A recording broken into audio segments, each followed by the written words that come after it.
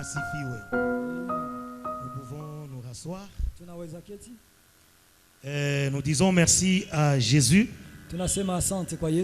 pour cette grâce qu'il vient de nous accorder de parler de sa part. C'est une grâce et aussi une responsabilité.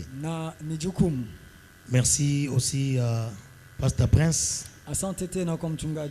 de nous avoir alignés pour parler de la part du Seigneur. Ce n'est pas une responsabilité facile,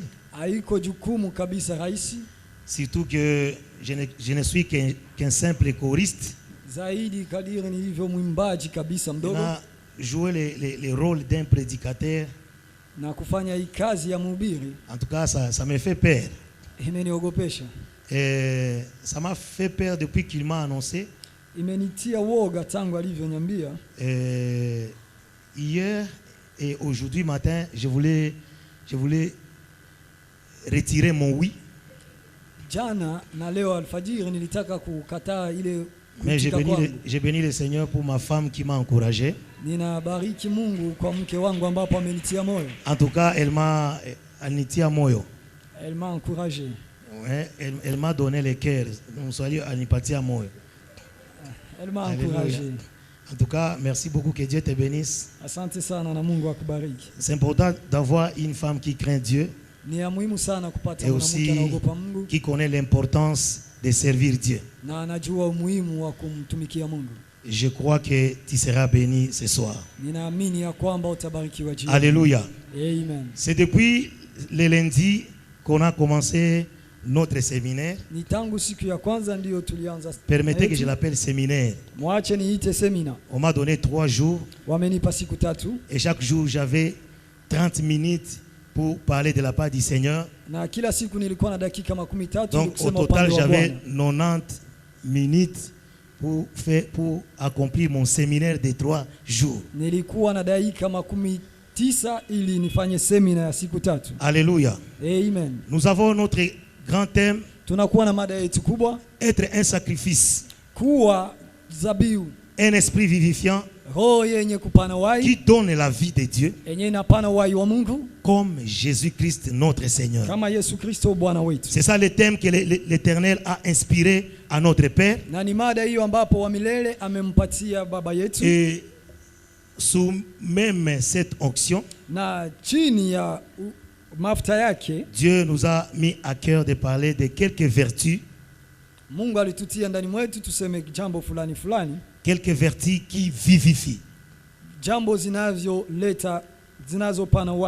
Alléluia. Amen. Je ne saurais pas bien définir les composants de mon thème. Mais à ce que je sache, une vertu, c'est une disposition permanente de l'âme à faire du bien et fuir le mal. Alléluia. Amen. Et nous allons ouvrir nos Bibles dans l'évangile de Luc. Luc chapitre 10. Nous allons commencer par le verset 30 à 37. Nous lisons au nom de Jésus. Jésus reprit la parole et dit: un homme descendait de Jérusalem à Jéricho. Il tomba au milieu des brigands qui le dépouillèrent, les chargèrent de coups et s'en allèrent, les laissa à demi-mort. Répète après moi: à demi-mort. À demi-mort. Verset 31. Un sacrificateur qui par hasard descendait par les mêmes chemins, ayant vu cet homme, passa outre. Verset 32. Un lévite qui arriva aussi dans ces lieux, le vit, passa outre. Mais un samaritain qui voyageait était venu là, fut émis de compassion. Répète après moi: fut émis de compassion. Fut émis de compassion. Fut émis de compassion lorsqu'il les vit. Verset 34. Il s'approcha et bandant ses plaies, en y versant de l'huile et du vin. Puis il les mit sur sa propre monture, les conduisit à une hôtellerie et prit soin de lui. Le lendemain, il tira 2 deniers, les donna à l'hôte et dit: aie soin de lui. Et ce que tu dépenseras de plus, je te les rendrai à mon retour. Lequel de ces 3 te semble avoir été prochain et était le prochain de celui qui était tombé au milieu des brigands? Ça, c'est la question que Dieu nous pose. C'est celui qui a exercé la miséricorde envers lui, répondit le docteur de la loi. Et Jésus lui dit: va, et toi, fais de même. Parole du Seigneur. Amen. Alléluia. Amen. Ça, c'est l'histoire Hii ni de hadithi Jésus avec ses disciples. ya Yesu na mitume wake.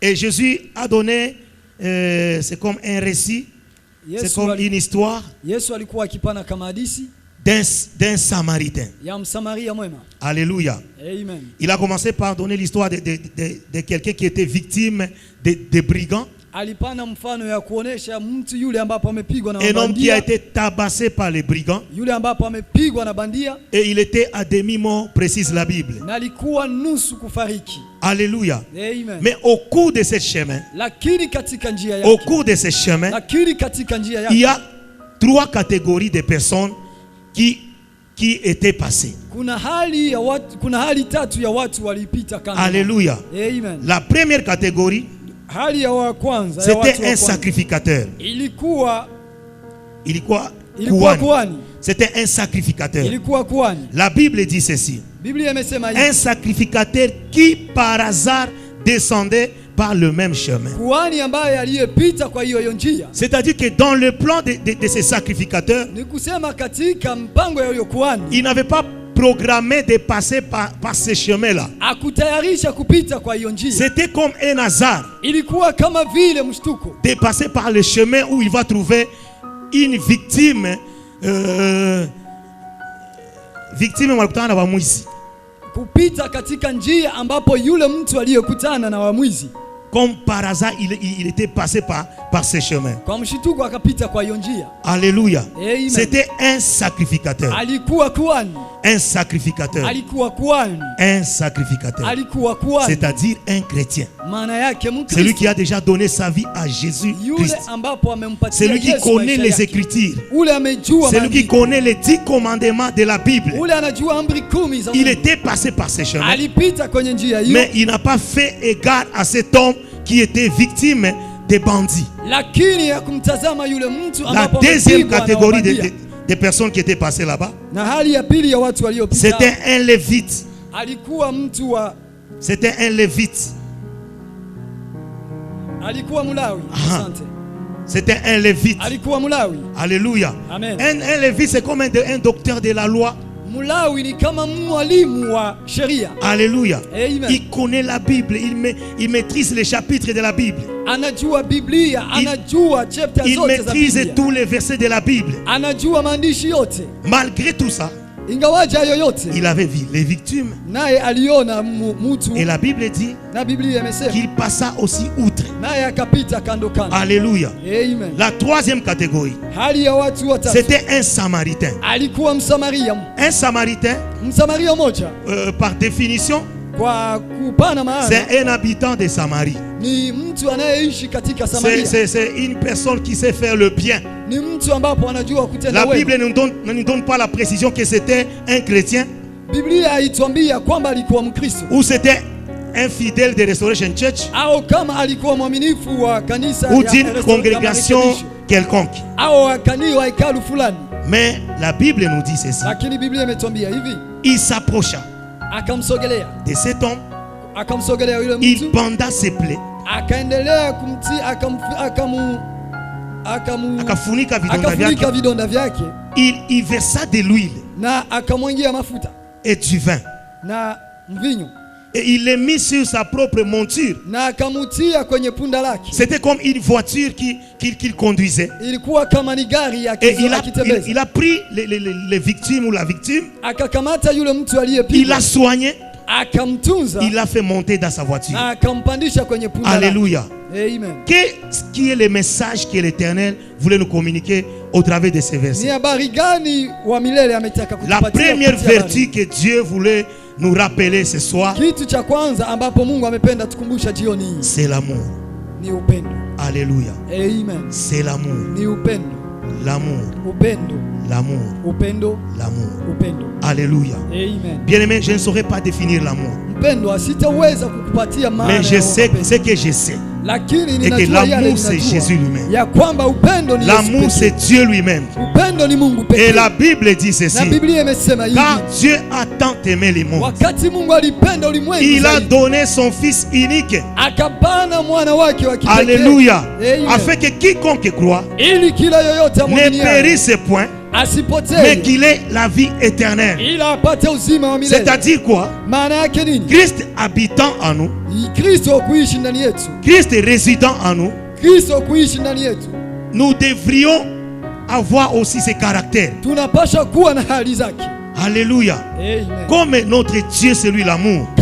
Kama gisi Mungu wetu ni upendo. L'amour est la vertu qui devrait caractériser l'Église. Upendo ni hali ambapo inapasha maonesha Ces kanisa. sacrificateurs et ces lévites Huyu mkuhani na huyu Mlawi qui avaient abandonné cet homme, ambapo walimwacha huyu mtu c'est l'image de l'Église. ni picha ya kanisa. Alléluia. Amen. Bien-aimés dans le Seigneur. Wapendwa katika Bwana. Aujourd'hui, l'Église n'a plus de pouvoir. Leo kanisa haina uwezo. L'Église n'a plus d'impact.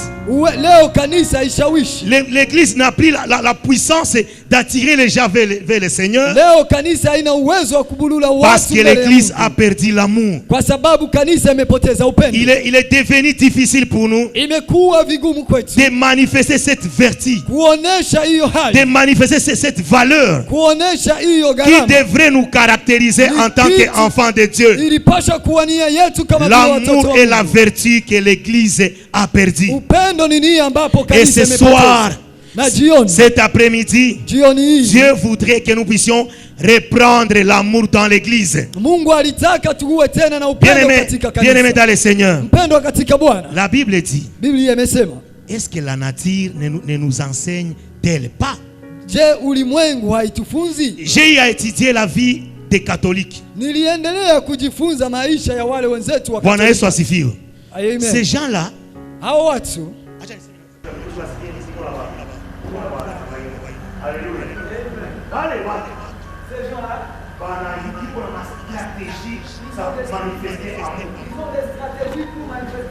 j'avais donné le témoignage d'une maman.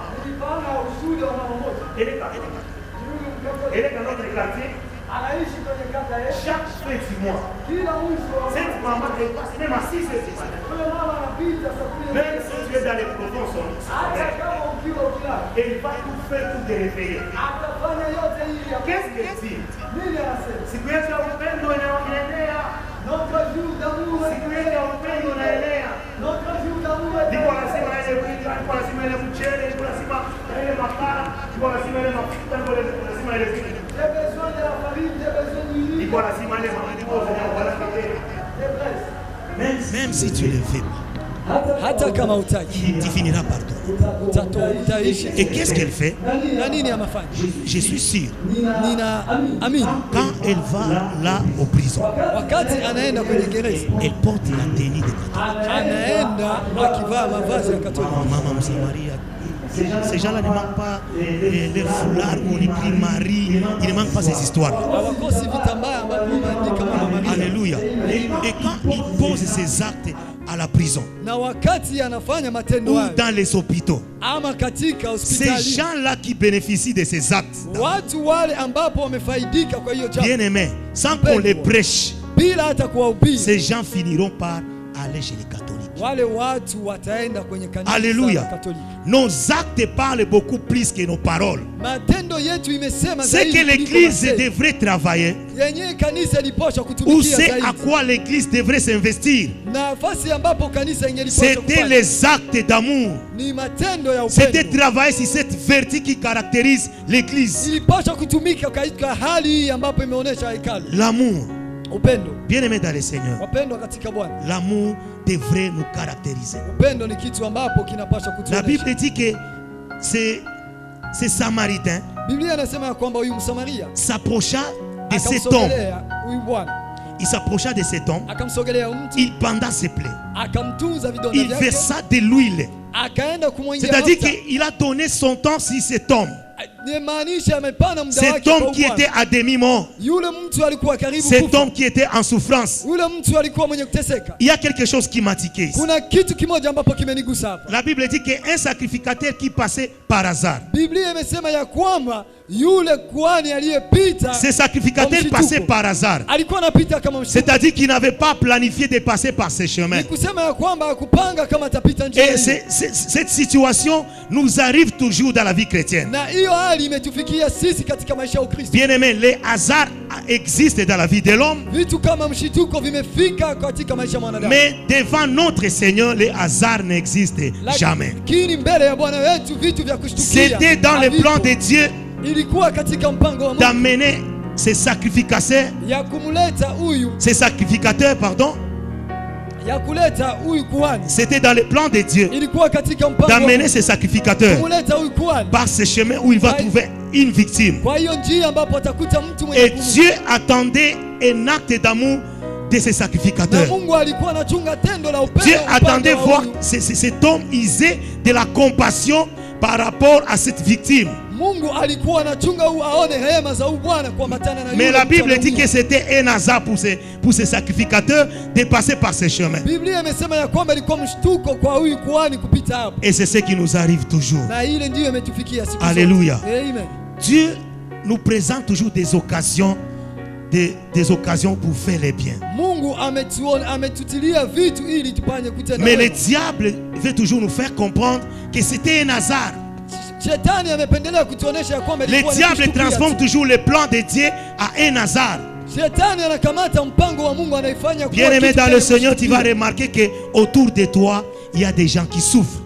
Mpendwa, utaangalia pembeni yao kuna watu wameteseka. Même lorsque nous venons dans l'église, Hata wakati tunakuja même kanisani, là où tu es assis, hata mahali ulipo tu verras unaketi, qu'à côté de toi, utaangalia il pembeni y a yako quelqu'un qui souffre. kuna yule anayeteseka. Pourquoi est-ce que le Saint-Esprit n'agit pas au milieu de nous? Kwa nini Roho Mtakatifu hatendi katikati yetu?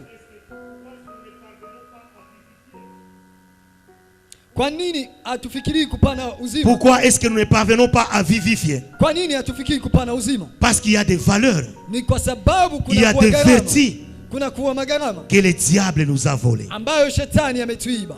Et parmi ces vertus, Na kuambatana na hizo gharama il y a l'amour. kuna upendo. Nous devons chercher Tunapaswa tafuta à tout prix kwa kila bei de cultiver l'amour au milieu de nous. tuendelee kuonesha Tu upendo verras katikati yetu. que autour de toi, Utaona kando dans kando ta yako, famille, katika jamii dans yako, le milieu professionnel, katika kazi à yako, côté de toi, karibu dans yako, ton entourage, kwa watu il y a des wanaokuzunguka. gens qui ont besoin d'amour. Kuna kuwa watu Il y a wanastahili, des gens qui pleurent. kuna watu wamelia, Il y a des gens qui ont des plaies. kuna watu wamekuwa na vidonda. Kuko batu biko na vidonda mu moyo wao. Il y a des gens qui ont des blessures Et ils dans ont le cœur. besoin d'un acte d'amour. Na wanahitaji jambo la upendo, Mais l'Église a perdu cette vertu. lakini kanisa imepoteza hiyo hali. L'Église a perdu l'amour. Kanisa imepoteza hiyo Si tu hali. veux vivifier, Kama umetaka kupana il faut uhai, avoir l'amour. inastahili uwe na upendo. Ces Samaritains, Huyu Msamaria, la Bible dit qu'il faisait son voyage. Biblia inasema ya kwamba alikuwa katika safari. C'est-à-dire qu'il peut-être il était un commerçant. Yawezekana anaweza kuwa mfanyabiashara. Alléluia. Amen. Prenons l'exemple de quelqu'un qui prend son avion pour aller à Dubaï. Tukamate mfano ya mtu anataka kukamata ndege kwenda Dubai. Mais il doit passer par Kigali Atapita Kigali. au bord d'un véhicule. Atatembelea kwanza Chemin gari. faisant, il trouve quelqu'un qui est en souffrance. Katika njia yake anakutana mtu mwenye kuteseka. Quittant de chez lui, Kutoka kwake il a déjà un plan. anakuwa na mpango. il a déjà un devis anakuwa kabisa na et mpango un montant précis pour répondre à ces devis. na pesa ambapo inaambatana na mpango wake. Alléluia. Amen. Si c'était toi et moi, Kama ingelikuwa wewe na tu mimi, allais te dire, ungelisema j'ai prié pour mon voyage. nimelipa kwa safari yangu, J'ai prié pour mon voyage. niliomba kwa ajili ya safari Et yangu, Dieu m'a confirmé, il m'a donné l'aval de voyager. na Mungu amenipatia uhakikisho nisafiri. Dieu a déjà accordé mon voyage. Mungu amehakikisha nisafiri. Et tu commences à rêver quand tu seras à Dubaï. Na unaanza kuota namna gani utafika. Comment est-ce que tu vas faire les shopping? Namna gani utauza vitu. Si tu trouvais cet homme Kama ungelikutana na huyu mtu au bord du chemin, katika njia, en train de gémir, akiwa mwenye à kuteseka, demi-mort, karibu ya kufa, quelle sera ta réaction tendo lako lingelikuwa en nini? tant qu'un être vivifiant, Kama vile roho en tant qu'un inayopanda, sacrificateur kama vile kuhani qui veut donner la vie? yule anataka Tu kupata diras uhai. que c'était un hasard. Kwake ilikuwa kama mshituko. Tu diras que ce n'était pas dans mon plan. Ungelisema ingelikuwa Parce kwenye que mpango Dieu wangu. avait déjà agréé mon voyage. Kwa sababu Mungu alikuwa tayari amekubali Mais safari la yangu. Bible dit ceci. Lakini Biblia imesema hivi. Cet homme de Samarie, Huyu mtu wa ces Samaria, Samaritains, huyu Msamaria il avait oublié son devis. alisahau ile mpango wake. Il avait oublié le plan de son shopping. Alisahau mpango ya gharama zake. Mais il porta une assistance sur cet homme qui était en souffrance. Akaenda kumsaidia mtu alikuwa C'est ce que akiteseka. Dieu attend de nous, Na bien-aimés ni dans le ile Seigneur. ndiyo Mungu anachunga Église upendo upande évangélique de la restauration. wetu. Kanisa ya injili ya Nous n'allons marekebisho. pas évangéliser par les simples paroles. Hatutahubiri kwa Dieu masemi ya attend que nous kipekee. puissions évangéliser par les actes d'amour. Mungu anahitaji tuhubiri kwa matendo ya Alléluia. upendo. Amen. Vous voyez cet espace qui est vide. Mumeona nafasi hapa kumekuwa wazi. Vous pensez comment est-ce qu'elle sera remplie? Mnajua namna gani kutajaa. Ce n'est pas par l'évangélisation seulement. Haiko kwa injili. Nous n'allons pas prendre seulement les mégaphones pour parler que Jésus revient bientôt. Hatutakamata microphone tukisema Mais Yesu il y a anakuja des upesi. actes que le Seigneur attend que nous puissions poser pour amener les gens vers lui. Kuna matendo Mungu anachunga Et tutende ili ce sont watu les waje actes kwake. d'amour. Na ni matendo ya Nous devons upendo. manifester l'amour Tunapaswa onyesha upendo pour vivifier notre entourage, ili tupane uhai kwa wale pour wanaotuzunguka. vivifier notre environnement. Ili tupane uhai kwa Il y wale a des gens qui wanaotuzunguka. souffrent autour de toi. Kuna watu wameteseka. Il y a des gens upande qui n'ont wao. même pas de souliers. Kuna watu hawana hata viatu. Il y a des gens qui portent un habit pendant un mois. Kuna watu wanavaa vazi Et toi, moja kwa mwezi. tu as des valises Na remplies d'habits Umekuwa na masakoshi et tu n'as même pas le temps de te les porter. hauna hata wakati ya kuivaa. Et puis tu veux vivifier.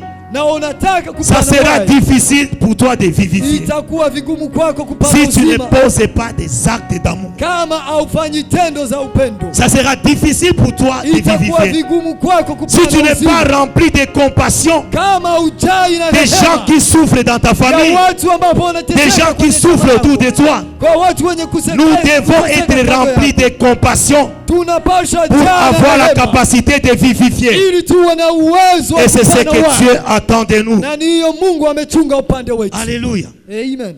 Je vais vous donner un témoignage. Nitawapatia ushuhuda. Dans notre famille, nous avons une sœur. Katika jamaa yetu tunakuwa na dada moja. Elle est la deuxième dans le ventre de ma mère. Ni wa pili katika uzao wa mama J'avais yangu. donné ce témoignage le matin. Nilipana hiyo ushuhuda alfajiri. Elle est mariée, elle a des enfants. Ameolewa, amekuwa na watoto. Elle avait beaucoup d'argent, Alikuwa na pesa nyingi. mais elle avait tout perdu dans l'ivrognerie. Elle aimait beaucoup la vie. Alipoteza yote kwa katika ulevi na alikuwa akipenda maisha Et ya mwili sana. son mari avait pris fuite Mume wake akamkimbia. il y a au moins 15 ans ou 12 ans comme ça. Nafikiri miaka 12 ama 15. Imaginez mtu anakimbiza bwana.